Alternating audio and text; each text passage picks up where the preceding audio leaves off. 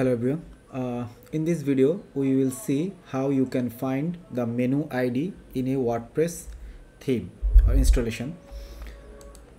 Sometimes we need menu ID for our development purpose and using shortcode and anywhere else. So the main thing is, if you need the menu ID, you will not find it very easily in the dashboard, because if you go to the appearance then menus, you will see that there is no ID option.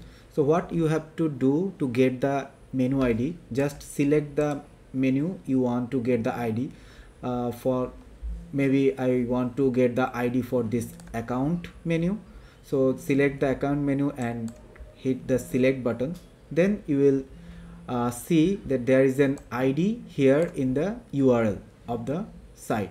Okay, so this is the ID. 70 is the ID of this account menu. So if I go to the category menu, select, you can see that the category menu has 67, 69 and 98, so on. So this is the menu ID you are looking at.